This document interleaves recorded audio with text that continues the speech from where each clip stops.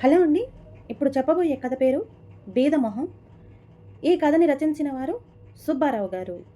ఇక కథలోకి వెళ్ళిపోతే, అతి కొద్ది మంది ఆత్మీయుల సమక్షంలో నేను జరుపుకుంటున్న షష్ఠి పూర్తి వేడుకలకు మిమ్మల్ని హృదయపూర్వకంగా ఆహ్వానిస్తున్నాను. తమరు తప్పక విచ్చేసి ఆశీర్వదించాలని ప్రార్థిస్తున్నాను. ఇట్లు భవదీయుడు ఎంఆర్ చిరంజీవి.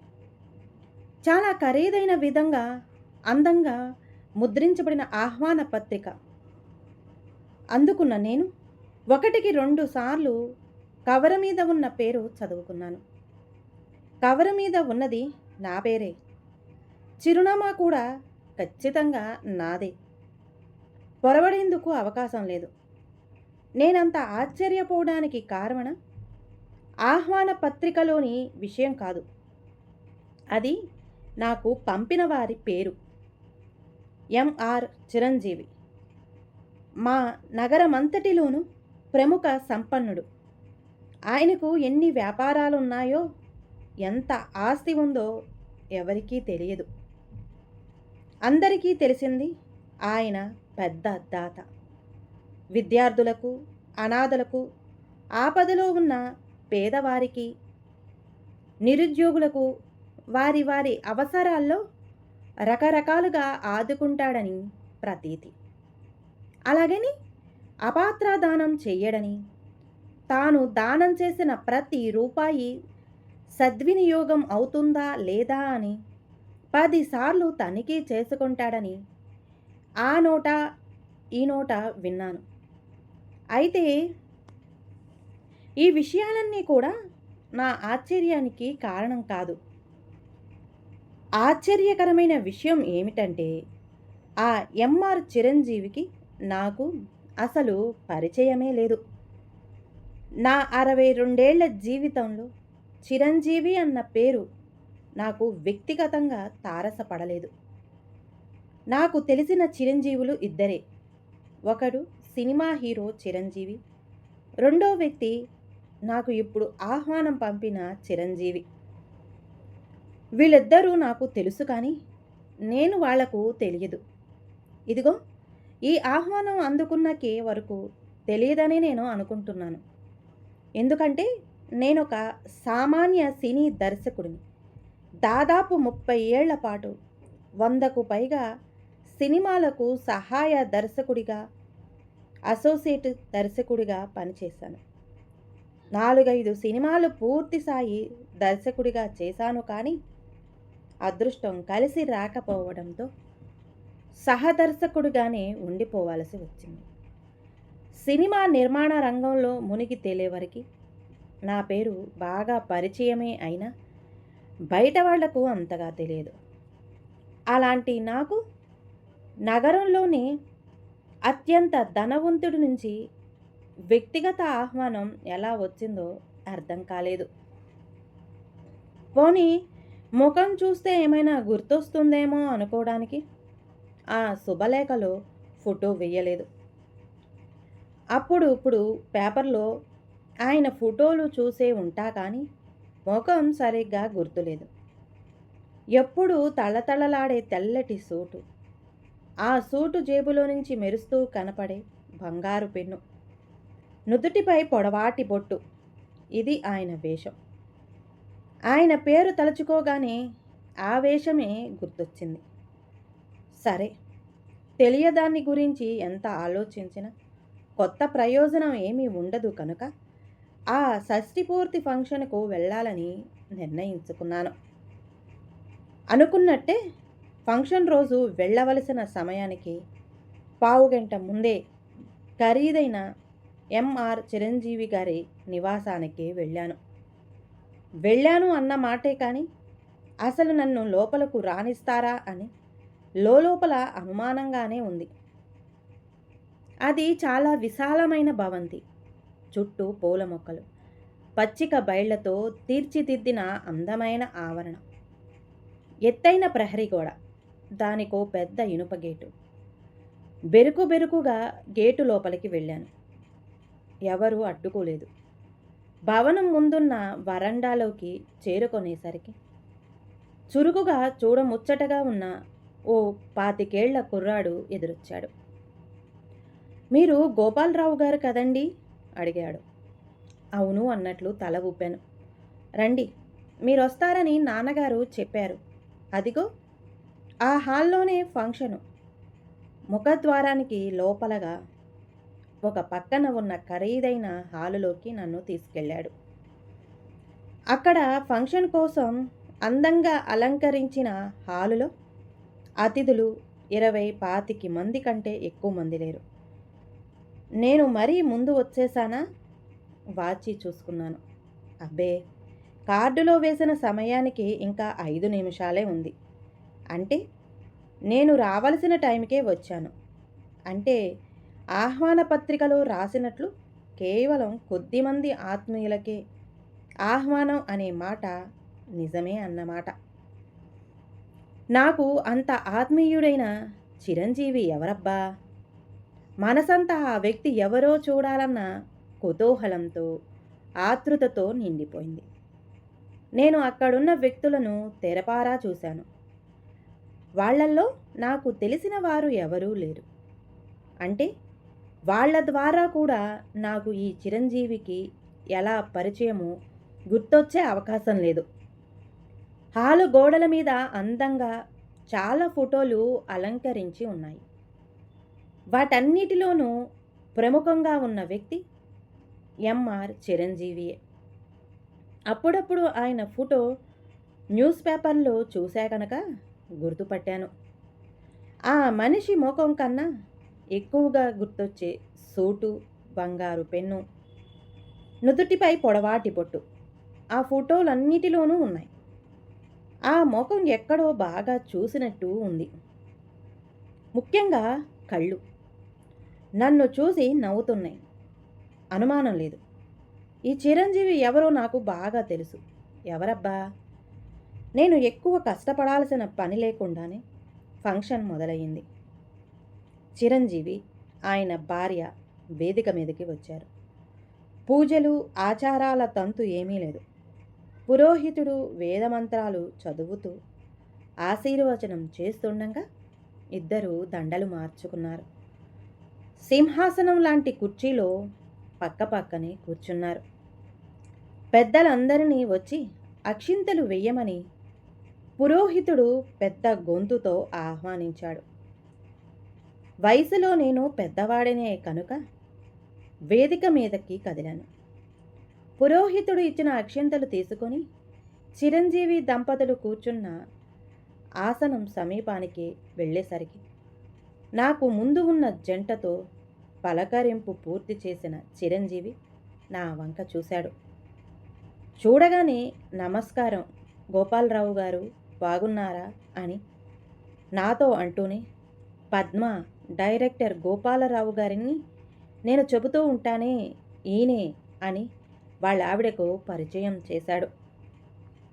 సార్, భోజనం చేసి వెళుదురు కానీ ఇదిగో ఈ కార్యక్రమం మరో 10 నిమిషాల్లో ముగించి నేను కిందకి వస్తాను, అప్పుడు మాట్లాడదాం అంటున్న చిరంజీవి గొంతు వినగానే నాకు అతనెవరో తెలిసిపోయింది. నా కళ్ళ ముందున్న వ్యక్తి చిరంజీవి కాదు, మాచిరాజు. Character artist Machiraju. ఇంకా ఖచ్చితంగా చెప్పాలంటే భేదమొహం మాచిరాజు. మాచిరాజు చాలా తెలుగు సినిమాల్లో, టీవీ సీరియల్లో చిన్న పెద్ద పాత్రలతో చాలా కాలం నటిస్తున్నాడు. ఇండస్ట్రీలో అతన్ని అందరూ భేదమొహం మాచిరాజు అంటారు. ఎందుకంటే ఏ సినిమాలో అయినా, సీరియల్లో అయినా అతను వేసేది పేద పాత్రలే. ఆర్థికంగా చితికిపోయిన వ్యక్తులు, ఆకలితో, అప్పులతో బాధపడుతూ, నిరాశ నిస్పృహలతో కూరుకుపోయిన పాత్రల్లో మాచిరాజు జీవిస్తాడని పేరు. అతడి గొంతు, ముఖం, హావభావాలు గుండెలు పిండే పేద పాత్రలకు అద్భుతంగా సూట్ అవుతాయి. చిరంజీవి మాచిరాజు అని తెలియగానే అతను నన్నెందుకు ప్రత్యేకంగా ఈ ఫంక్షన్కు పిలిచాడో కూడా చూచాయిగా అర్థమైంది. మాచిరాజుకు భేదమొహం మాచిరాజు అని పేరు రావడానికి కారణం నేనే. దాదాపు 30 ఏళ్ల క్రితం నేను అప్పుడప్పుడే ఇండస్ట్రీలో అడుగుపెట్టి ఓ పెద్ద దర్శకుడి దగ్గర సహదర్శకుడిగా పనిచేస్తున్నాను. సినిమాల్లో ప్రధాన పాత్రలకు పోగా మిగిలిన చిన్నా చితక పాత్రలు అంటే 1, 2 సన్నివేశాల్లో 1, 2 డైలాగులతో ఉండే పాత్రలకు నటులను ఎంపిక చేసే బాధ్యత సహాయ దర్శకుడి మీదే పడుతుంది. అలా ఒక సినిమాలో 1, 2 సన్నివేశాలలో ఉండే ఒక సంపన్నుడి పాత్ర, ఒక బీదవాడి పాత్ర వీటికి నటులని ఎంపిక చెయ్యవలసి వచ్చింది. ఆ పాత్రల కోసం చివరి వరకు పోటీ పడిన ఇద్దరిలో మాచిరాజు ఒకడు. అతను తనకు ధనవంతుడి పాత్ర కావాలని బలంగా కోరుకున్నాడు. ఒక రకంగా నన్ను బ్రతిమలాడాడు కూడా. కానీ నేను అతనికి బీదవాడి పాత్రనే ఇచ్చాను. నీది బీదమొహం మాచిరాజు, నువ్వు ఆ పాత్రకే బాగా సూట్ అవుతావు. ధనవంతుడి వేషం నీ ముఖానికి నప్పదు. నా మాట విను అని అతనికి నేను చెప్పిన మాటలు నాకిప్పటికీ స్పష్టంగా గుర్తున్నాయి. నా మాటలకు సమాధానపడి ఒప్పుకున్నాడు. చేసేదేమీ లేక ఒప్పుకున్నాడో తెలియదు కానీ మాచిరాజు ఆ బీదవాడి పాత్రలో నటించడానికి ఒప్పుకున్నాడు. ఆ పాత్రలో జీవించాడు. ఆ సినిమా సూపర్ హిట్ కావడంతో అతని పాత్ర కూడా గుర్తింపు పొందింది. వరుసగా అతనికి అలాంటి పాత్రలే వచ్చాయి. వాటన్నిటినీ సద్వినియోగం చేసుకుంటూ అతను బీదమొహం మాచిరాజుగా ఇండస్ట్రీలో స్థిరపడ్డాడు. ఈ మధ్యకాలంలో తగ్గింది కానీ దాదాపు 10-15 ఏళ్ళు గుండెలు పిండేసే పేద పాత్రలు వెయ్యాలంటే అందరికీ ముందుగా మాచిరాజు పేరే గుర్తొచ్చేది.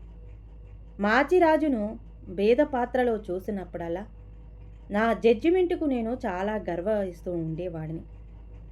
ఒక్కో ముఖంలో పుట్టుకతో ఒక రకమైన వర్చస్సు ఉంటుంది, నేను నమ్ముతాను. కృషితోనూ మేకప్తోనూ దాన్ని మార్చలేమన్నది నా ప్రగాఢ విశ్వాసం. అందుకే అందరూ హీరోలు కాలేరు. ఇన్నేళ్ల నా సినిమా కెరియర్లో కానీ బయట జీవితంలో కానీ నా ఈ సిద్ధాంతానికి భిన్నమైన వ్యక్తులు నాకు తారసపడలేదు. ఇదిగో ఇప్పుడు ఆ మాచిరాజే ఈ చిరంజీవి అని తెలిసేసరికి నాకు అంతా అయోమయంగానూ ఆశ్చర్యంగానూ ఉంది. ఆశ్చర్యం మనిషిని గుర్తుపట్టలేకపోవడం గురించి కాదు. ఎంఆర్ చిరంజీవి అంటే మాచిరాజు చిరంజీవి అన్నమాట. ఇండస్ట్రీలో ఇంటి పేరు మాత్రమే పాపులర్ కావడం వింతేమీ కాదు.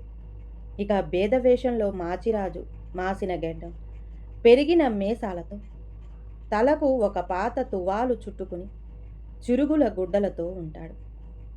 ధనికుడైన చిరంజీవి సూటు బూటు, గీసిన మీసం గెడ్డం, ముఖాన బొట్టుతో ఉన్నాడు. బాగా దగ్గర నుంచి చూసి మాట్లాడితే తప్ప ఇద్దరూ ఒకరే అని గుర్తుపట్టకపోవడంలో కూడా వింతేమీ లేదు. కానీ నా ఆశ్చర్యమల్లా మాచిరాజు చిరంజీవి ఎలా అయ్యాడా అని. ఎందుకంటే నా వద్ద బీద వేషానికి వచ్చిన మాచిరాజు కేవలం వేషాలు వెయ్యాలనే కోరికతో కాదు, వేషం వెయ్యగా వచ్చిన డబ్బుతో కుటుంబం పోషించుకోవచ్చని అవసరంతో కూడా వచ్చాడు. ఆ సంగతి అతడే నాకు చెప్పాడు. బీద వేషంలో ఇంత పాపులర్ అయినా, సినిమాలు సీరియల్లో ఎన్ని ఎక్కువ వేషాలు వేసినా అతనేమి స్టార్ హీరో కాదు కనుక ఆ సంపాదనతో కోట్లకు పడగలెత్తేందుకు అవకాశం లేదు. మరిదంతా ఎలా? నేను ఆలోచనల నుంచి తేరుకునేలోగానే వేదిక మీద కార్యక్రమం ముగించుకొని మాచిరాజు కిందకి దిగి నా వద్దకు వచ్చాడు. ఏంటి సార్, బీదమొహం మాచిరాజు సంపన్నుడు చిరంజీవి ఎలా అయ్యాడా అని ఆశ్చర్యపోతున్నారా? దానికి కారణం మీరే సార్. ఒకటి మీరిచ్చిన వేషం, దానివల్ల నాకొచ్చిన పేరు, అవకాశాలు.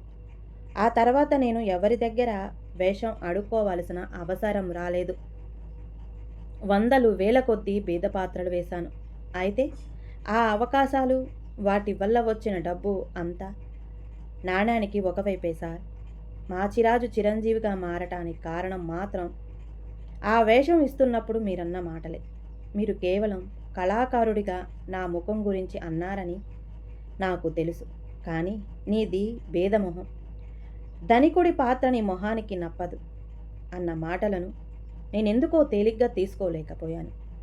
కళాకారుడిగా మీ జడ్జిమెంటు కరెక్టు కావడంతో తెర మీద నేను శాశ్వతంగా భేదమొహం మాచిరాజుగానే ఉండిపోయాను. కానీ భేదవేషాలు వేయడం వల్ల వచ్చిన సొమ్ముతో ధనికుణ్ణి కావాలని సంకల్పించుకున్నాను. ప్రతి రూపాయి పొదుపు చేశాను. ప్రతి క్షణం ధనికుడిలా ఆలోచించాను. నీతి తప్పకుండా ధనం సంపాదించడానికి ఏం చెయ్యాలా అని ఒక తపస్సులా అధ్యయనం చేశాను. నా అదృష్టవశాత్తు నా భార్య నాకు ఎంతో అండగా నిలిచింది. కష్టపడి పొదుపు చేసిన సొమ్ముతో రియల్ ఎస్టేట్లోనూ స్టాకు మార్కెట్లోనూ పెట్టుబడి పెట్టాను. నా ప్రయత్నాలకు కాలం కలిసి వచ్చింది. నాకు డబ్బున్నట్లు తెలిస్తే భేదవేషాలు ఇవ్వడానికి ఇబ్బంది పడతారని ఆ విషయం ఇండస్ట్రీకి తెలియకుండా దాచాను. అందుకే వ్యవహారంలో పేరు మార్చుకున్నాను. అతి కొద్ది మంది సన్నిహితులకి తప్ప మాచిరాజు చిరంజీవి ఒకరే అని తెలియదు. ధనం పెరిగిన కొద్దీ పేదరికం నుంచి దూరం పెరగకుండా ఉండేందుకు దానాలు చేయడం నేర్చుకున్నాను. బీదల మధ్యకు వెళ్ళి వాళ్ళ కష్టసుఖాలు స్వయంగా తెలుసుకోవడం వల్ల నా బీద పాత్రలకు మరింత న్యాయం చేయగలిగాను. ఎప్పటికప్పుడు నా అభివృద్ధి గురించి మీకు చెప్పాలని, దానికి పునాది మీరిచ్చిన స్ఫూర్తే అని చెప్పాలని అనుకునేవాణ్ణి. కానీ కారణం లేకుండా మిమ్మల్ని పిలిచి నా సంపదను ప్రదర్శిస్తే మిమ్మల్ని అవమానించినట్లు, నా అహంకారాన్ని ప్రదర్శించినట్లు అవుతుందని ఊరుకున్నాను. కానీ ఈ షష్ఠి పూర్తి రోజున మీ ఆశీర్వాదం తీసుకోకుండా ఉండలేక మిమ్మల్ని ఆహ్వానించాను.